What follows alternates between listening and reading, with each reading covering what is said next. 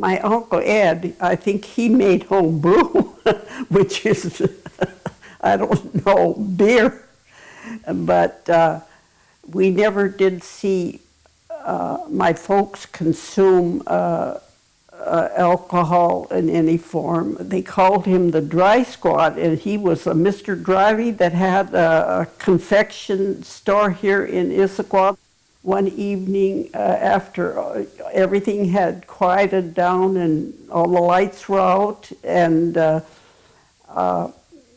we had settled for the night, a knock came on the door, and my folks got up to see, and it was this Dry Squad. They wanted to know. They wanted to go through the house to see if we were bootleggers, I guess, or something. I don't understand, you know, and of course as children we all woke up and we were just scared, really, wondering what's going on. But they had to look throughout the house and they never found anything. My dad was a logger practically all my life, until he became chief of police of Issaquah in his later years. Mm-hmm. And him and I bought the Issaquah Hotel, and then he was a police chief of police here all that time. My dad and I bought the hotel in Issaquah. Mm-hmm.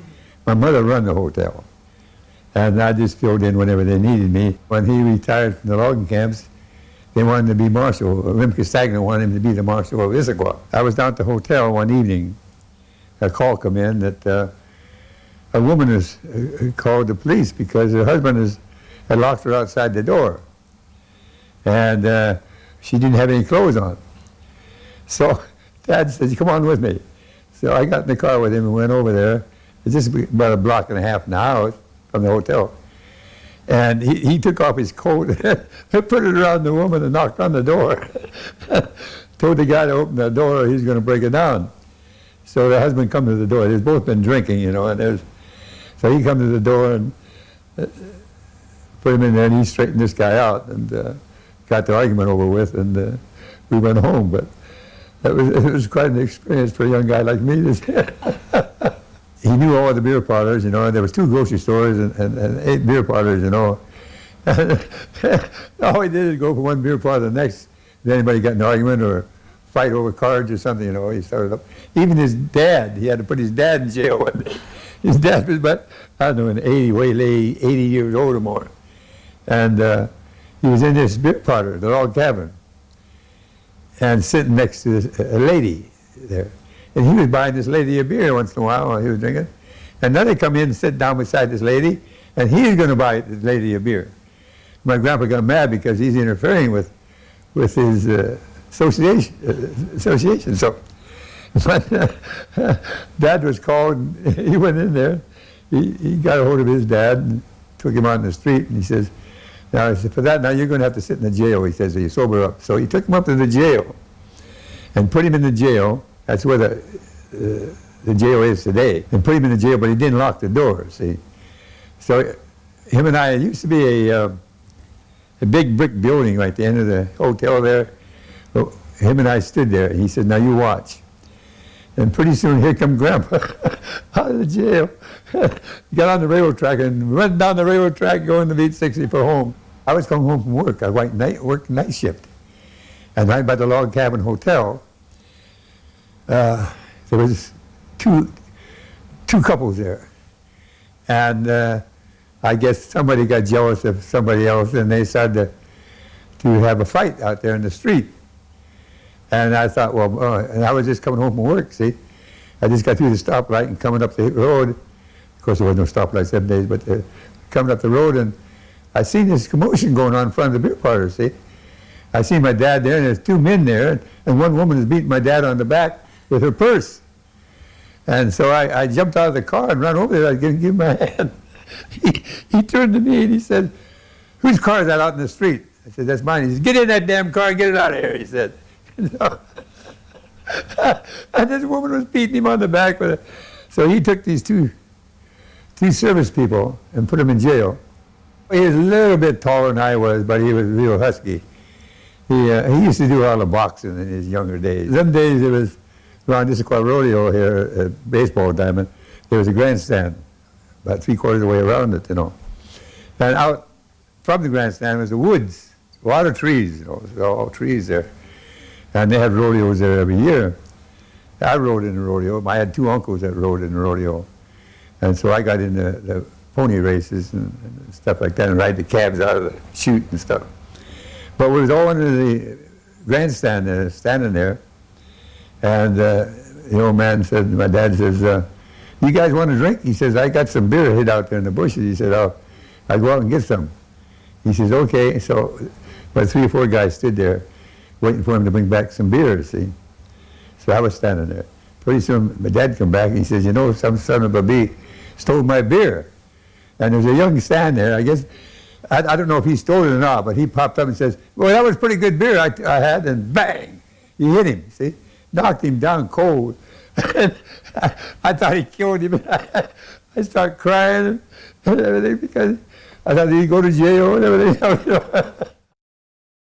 I worked for the City of Issaquah on April 17th, 1971 through April 1st, 1982. Well, there was only 7 of us. Keith Moon and I were the first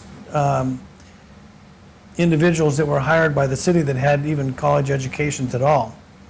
And there was a chief, a sergeant, a detective, and then the rest of us were on patrol. Hank Bauman, he was an acting captain at the time, or an acting chief, but he was an actual captain at the time. And he got himself in a jam, and they actually terminated him later. And so then that's when Ron Procyse came to the city in 1973. And he actually is the first one that brought real professionalism to the city. I mean, nothing to say that it wasn't before, but it wasn't to the extent where Ron said, look, this is a profession, and this is the way you've got to act, this is the way you've got to handle yourself and everything else, and we're going to have rules and regulations. Well, we didn't have rules and regulations then. We just did what we darn well wanted to do. And so we had some structure.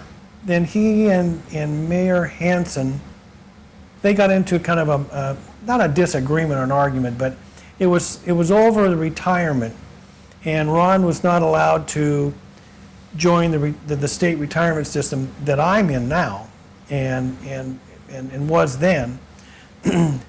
So he just kind of cut the strings with the city and went on his way and became a builder. Gary Anderson and I, we got along just famously. Gary Anderson was an officer who later became police chief in Renton. He and I were riding one night together on Graveyard. We found this guy slumped over the wheel on Highway 10, and he was passed out. And I mean, he had pulled over to the side, he was like this, passed out.